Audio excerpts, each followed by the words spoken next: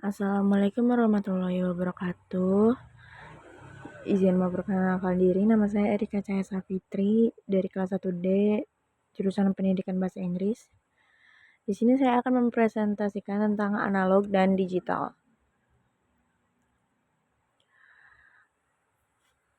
Pertama kita bahas perkembangan.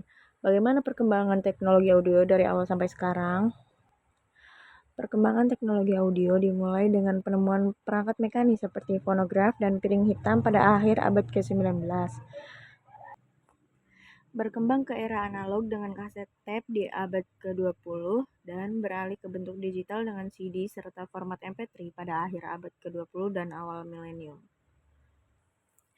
Era digital juga melahirkan teknologi streaming dan perangkat yang lebih praktis seperti speaker pintar dan pemutar musik portable, yang terus berkembang hingga teknologi audio masa depan yang lebih imersif dan personal.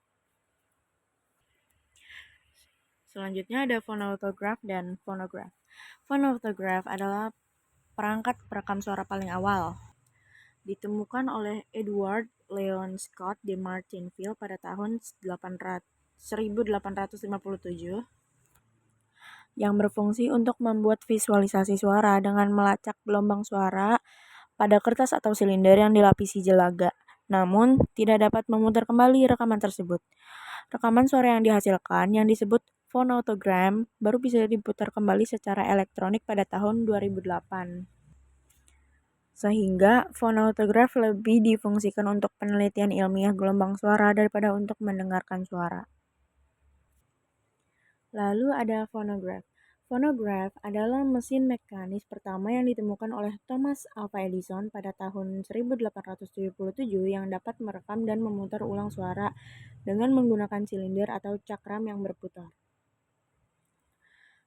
Alat ini mengubah gelombang suara menjadi getaran mekanis yang diukir oleh jarum ke permukaan silinder atau piringan. Dan kemudian memutar ulang suara tersebut dengan cara yang sama. Phonograph secara bertahap digantikan oleh gramofon atau pemutar piring hitam dan menjadi awal mula revolusi rekaman suara dan pemutarannya. Selanjutnya ada gramofon.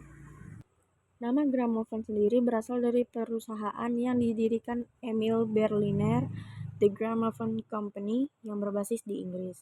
Perangkat ini pada awalnya masih sering disebut phonograph hingga awal abad ke-20, terutama di Amerika Serikat.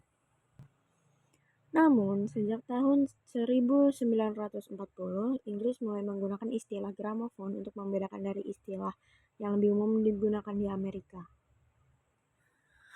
Rekaman pertama yang dihasilkan dengan teknologi gramofon ini terjadi pada tahun 1885 sebelum akhirnya dipasarkan secara komersial pada 1887.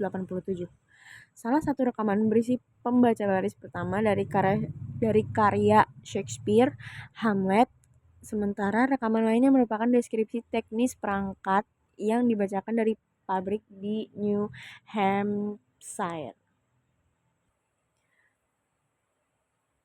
Baik, cukup segitu saja presentasi dari saya. Kurang lebihnya mohon maaf. Wassalamualaikum warahmatullahi wabarakatuh.